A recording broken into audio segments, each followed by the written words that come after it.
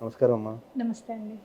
అమ్మా, ప్రతి ఒక్కరు ఏంటంటే వాళ్ళ పేరుని బట్టి ఒక కారో, ఒక బండో తీసుకుందాం అనుకున్నారనుకోండి. హ్మ్. వాళ్ళకు పేరు తగ్గట్టు నంబర్ న్యూమరాలజికల్‌గా నంబర్ తీసుకుంటే మంచిది అని అన్నారు హ్మ్. చాలామంది. అలాంటి నంబర్ ఉంటుందా? దాని పవర్ ఎలా వీళ్ళకి తెలుస్తుంది? మనకెప్పుడు గూడా బర్త్ నంబర్ ఒకటి, డెస్టినీ నంబర్ ఒకటి మనం చాలా ఇంపార్టెంట్‌గా చూసుకోవాలనమాట. ఓకే.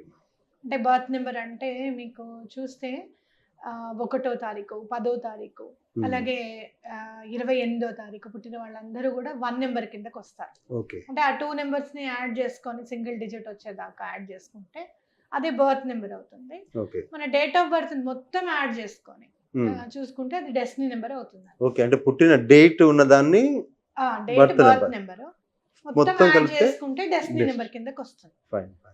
సరే మరి ఇప్పుడు ఇంపార్టెంట్‌గా మనం ఎప్పుడు గూడా నంబర్స్‌తోనే కనెక్ట్ అయి ఉంటాము అనే దానికి మొబైల్ నంబర్ ఒకటిను, మన వెహికల్ నంబర్ ఒకటి చాలా ఇంపార్టెంట్. ఓకే. మనం ఎవరికైనా కాల్ చేస్తే మన మొబైల్ నుంచి చేయడం, కాంటాక్ట్ చేయాలి హ్మ్. అనుకుంటే. ఎక్కడికన్నా వెళ్ళాలి అంటే గనక మనం మన వెహికల్‌లో ప్రయాణించడం. 2 వీలర్స్ కానివ్వండి, 4 వీలర్స్ హ్మ్. కానివ్వండి మనం వెళ్తాం. నిమిత్తంగా మన పేరు మీద ఉన్న నంబర్స్ అనేవి చక్కగా పాజిటివ్ వైబ్రేషన్ ఇచ్చే నంబర్స్ ఉంటే గనక ఓకే. మన పని అనేది సులువవుతుంది. ఓకే. ఇప్పుడు ఒక్కొక్కసారి ఏమవుతుంది, ఒక చోటికి వెళ్ళాలనుకున్నప్పుడు వెళ్ళిన తర్వాత అక్కడ వాళ్ళతో మాట్లాడితే, "అరే! ఈ దారి నుంచి వచ్చుంటే ఇంకో గంట ముందు వచ్చేవాడివి గదా!" అని అంటూ ఉంటారు. అవును, చెప్తారు. అంటే ఏదైనా కూడా సరైన దారి అలాగే తొందరగా తీసుకువెళ్ళాల్సింది, సేఫ్‌గా ఉండాల్సిందనేది మనం చూసుకుంటూ ఉండాలి. హ్మ్. ఇలా మనం సేఫ్టీ కోసం చూసుకుంటేనేమో వెహికల్ నంబర్స్ అనేవి పర్ఫెక్ట్‌గా పాజిటివ్ వైబ్రేషన్‌లో ఉండాలి. మనకి పాజిటివ్ వైబ్రేషన్ ఇచ్చే నంబర్స్‌లో ఉండాలి. ఓకే. అలాగే మొబైల్ నంబర్స్ కూడా అలానే ఉండాలనమాట. అంతే.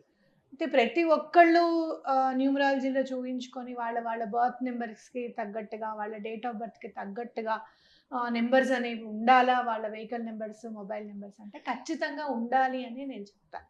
100%. అంటే ఎలా లింక్ కావాలి? డిజిటల్ నంబర్‌కి లింక్ అవ్వాలంటారా? లేకపోతే అహా! బర్త్ ఇప్పుడు నంబర్‌కి? బర్త్ నంబరును, డెస్టినీ నంబర్స్‌కి వాటికి తగ్గ వైబ్రేషన్ నంబర్ ఒకటుంటుందనమాట. ఓకే. హుహు. ఆ వైబ్రేషన్ పాజిటివ్ వైబ్రేషన్ ఇచ్చే నంబర్ ఉంటుంది. ఆ నంబర్స్‌లోనే మన మొబైల్ నంబర్ కానివ్వండి, మన వెహికల్ నంబర్ కానివ్వండి ఉంటే చాలా మంచిది అని చెప్పుకోవచ్చు. ఓకే. మీరెక్కడన్నా చూస్తే కనుక మోస్ట్ ఆఫ్ ద అంటే చాలా యాక్సిడెంట్స్ గురించి గనక మీరు చూస్తే గనక హ్మ్. యాక్సిడెంట్ అయిన నంబర్స్ జనరల్‌గా నంబర్ 4 డిజిట్ లాస్ట్‌లో వచ్చే నంబర్స్ కనిపిస్తూ ఉంటాయి. టోటల్ ఓన్లీ ఎండ్‌లో 4 అంటారు. ఎండ్‌లో లాస్ట్ కింద 4 నంబర్స్ ఉంటాయి గదా! ఆ! మీరు ఏపీటీఎస్ అవి తీసేసారు. 28 అవన్నీ తీసేసేయండి. ఓకే. ఈ లాస్ట్ 4 నంబర్స్ మన వెహికల్ నంబర్. హ్మ్. ఓకే. ఆ మిగతా అంతా కూడా కోడ్. ఏ ఓకే. పర్టిక్యులర్ స్టేట్, ఏ పర్టిక్యులర్ ఏరియా, జిల్లా. ఏ అవునవును. పర్టిక్యులర్ ఆర్‌టీఏ ఆఫీస్ దీనికి సంబంధించి హ్మ్. ఉంటుంది. కింద 4 నంబర్స్ మాత్రము మన వెహికల్ నంబర్ అనేది ఉంటుందన్నమాట. సో, జనరల్‌గా ఆ 4 నంబర్స్ యాడ్ చేసిన తర్వాత 4 అని వస్తే కనుక హ్మ్. యాక్సిడెంట్ ప్రోన్ వెహికల్స్ కిందకి మనము అనుకోవచ్చు కొట్టొచ్చు. ఖచ్చితంగా. ఓకే. ఎందుకంటే 4 అంటే రాహువు. మెయిన్ బేసికల్‌గా మనం హారోస్కోప్స్‌లో కానివ్వండి, లేకపోతే డేట్స్ ఆఫ్ బర్త్‌లో కానివ్వండి, ఎక్కువగా బర్త్ నంబర్స్ 4 ఉన్నవాళ్ళు కానివ్వండి, డెస్టినీ నంబర్ 4 ఉన్నవాళ్ళు కానివ్వండి, హ్మ్. జీవితంలో ఒక్కసారైనా బండి నుంచి పడిపోవడము, ఓకే. లేకపోతే సడెన్‌గా మిస్ అయింది, మాకు చాలా భయం అనిపించింది అని అనడము, ఇట్లాంటివి జరుగుతూ ఉంటాయన్నమాట. అంటే జనరల్‌గా Rahu is responsible for the accidents అని చెప్పొచ్చు. అలా కొంతమందికి 8 నంబర్ కూడా సూట్ కాకపోవచ్చు. 8 is also Saturn. Okay. Okay. కాబట్టి మనం మరి ఏ నంబర్స్ జనరల్‌గా ఉండకూడదు. అందరూ న్యూమరాలజీకి రాకపోవచ్చు. ఆ ఐడియా రాకపోవచ్చు ఓకే. అంటే గనక ఏది ఎలానో ఈ 2 నంబర్స్‌తో ఈ కొంచెం 2 జాగ్రత్తగా నంబర్స్ అయితే ఉండాలి. జాగ్రత్తగా అనేది చూసుకోవాలి. ఓకే. అలాగే మొదట నేను నా దగ్గరికి కన్సల్టేషన్ వస్తారు అనే దానికంటే కూడా అందరూ జాగ్రత్తగా ఉండాలి, అందరూ సేఫ్‌గా ఉండాలి, సంతోషంగా ఉండాలి అనే దాని మీద ఎక్కువ కాన్సంట్రేట్ చేస్తాను కాబట్టి మినిమమ్‌గా మీరు న్యూమరాలజీకొచ్చినా రాకపోయినా మీరు మెయింటైన్ చేయాల్సినవి చెప్తున్నా. మీ డేట్ ఆఫ్ బర్త్ ఏమన్నా 5లో ఉండి అంటే హ్మ్. 5 అంటే 5, 14, 23 ఓకే. ఈ నంబర్స్‌లో ఉన్నా. మీ డేట్ ఆఫ్ బర్త్ మొత్తం ఫర్ ఎగ్జాంపుల్ ఇప్పుడు 23 ఆగస్ట్ 1980లో మీరు పుట్టారు. హ్మ్. ఆ డెస్టినీ నంబర్ అంతా వచ్చేసి 4 వచ్చిందనుకుందాం. మీ బర్త్ నంబర్ 23 ఉంది 5 అనుకుందాం. మీరు మీ వెహికల్ నంబర్ 5లో తీసుకోవడం అనేది ఇంపార్టెంట్‌గా చూసుకోండి. Okay. Birth date birth confirm. Date ప్రకారం. అయితే చాలా మంది ఏం చేస్తారు అంటే 9 ఈజ్ ఫ్యాసినేటింగ్ నెంబర్ అందరు వెహికల్స్ లో. అసలు మీరు చూస్తే ఒక్కొక్కసారి నాకు ఆశ్చర్యం అనిపిస్తుంది. 5 లక్షలు కట్టారు ఈ నెంబర్ కోసము అని అంటే I feel proud as a numerologist. అంటే ఆ నెంబర్కి అంత వాల్యూ ఉంది. ఆల్వేస్ అంటే నేను ఎప్పుడు చెప్తూ ఉంటాను, గాడ్ స్పీక్స్ విత్ నెంబర్స్ అని చెప్పి. ఓకే. భగవంతుడు డైరెక్ట్గా కాదు, నెంబర్ల రూపంలో మనతో మాట్లాడుతూ ఉంటాడు అని నేను గట్టిగా నమ్ముతాను. అదే నిజం కూడా.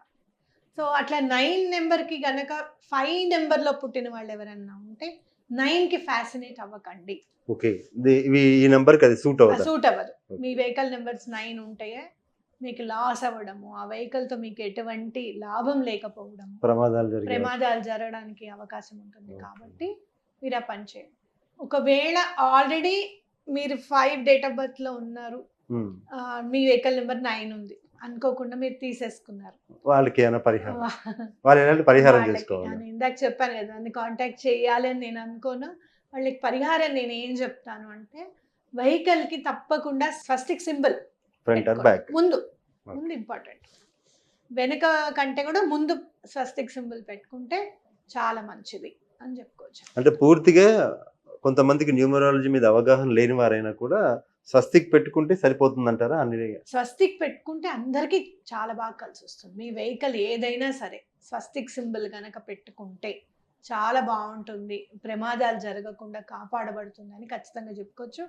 అలాగే మీరు ఒకవేళ ఈ నెంబర్స్ ఉన్నాయి, మీకు అనుకోకుండా మీరు 9లో పుట్టారు, అనుకోకుండా డెస్టినీ నెంబర్ కూడా 9 ఉంది, బర్త్ నెంబర్ లేకపోయినా, అనుకోకుండా మీ వెహికల్ నెంబర్ 5 ఉంది, లేకపోతే 4 ఉంది. అయ్యి బాబాయ్ ఇప్పుడు 4 ఉంది, దీన్ని ఏం చేయాలి, ఇప్పుడు ఇది అమ్మాలి అని అంటే అమ్మేటప్పుడు ₹1,00,000 లాస్ అవ్వడము, కొనేటప్పుడు ఇంకో 1,00,000 అప్పు చేసైనా కొనే పరిస్థితి అవుతుంది. అంతే కదా, మన చేతి నుంచి ఎంతో కొంత పడకుండా మనం కొత్త వెహికల్ తీసుకోలేదు. అలాంటప్పుడు మీరు ఏం చేస్తారు అంటే, మీరు ఎక్కడన్నా పెద్ద పెద్ద ఊర్లకు వెళ్ళేటప్పుడు కానివ్వండి, మీరు ఏం చేస్తారంటే ఒక నిమ్మకాయ అమ్మవారి దగ్గర, దుర్గా అమ్మవారి టెంపుల్లో కానివ్వండి, లేకపోతే సుబ్రహ్మణ్యేశ్వర స్వామి టెంపుల్లో కానివ్వండి, ఆంజనేయ స్వామి టెంపుల్లో కానివ్వండి, ఒక 10 నిమ్మకాయలు ఇచ్చి ఒక 5 నిమ్మకాయలు మీరు తీసుకొని ఒక 2 ఇంట్లో పెట్టుకోవడము, ఒకటి 2 వెహికల్కి పెట్టడం అనేది కంపల్సరీగా చేయండి.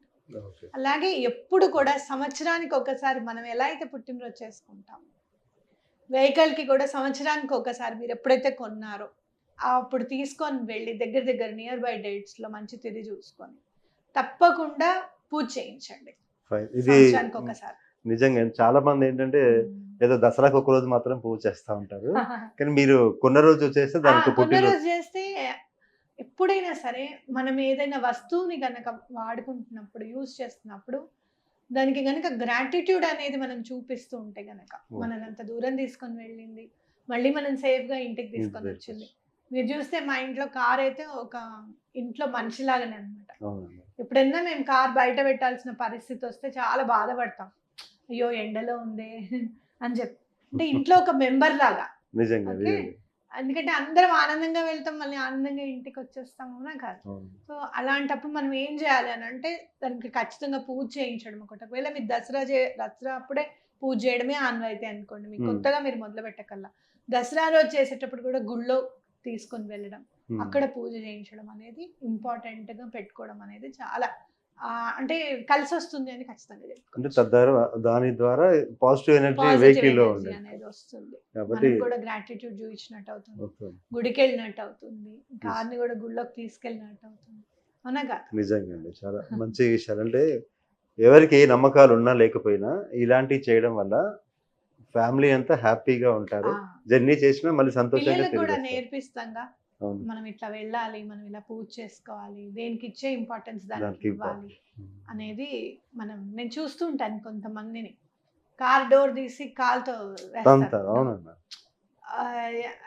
అంటే దానికి ప్రాణం ఉంటుందా అంటే, ప్రాణం ఉంటుందో లేదో నాకైతే తెలియదు, అంతకంటే అన్న ఫీలింగ్ ఉన్నప్పుడు మన ఇంట్లో వస్తువునైనా సరే మనం జాగ్రత్తగా చూసుకోవాలి అనేది నా అభిప్రాయం. లేదు, నిజంగా చాలా మంచి విశ్లేషణ. అంటే చాలా మంది ఏదో దాని వస్తువుగా కాకుండా మనదని ఫీల్ అయ్యి దానికి కొన్ని చేసుకుంటే మనం పాజిటివ్ గా ఉంటాం, అందరూ హ్యాపీగా ఉంటారు. మంచి విశ్లేషణ. Thank you.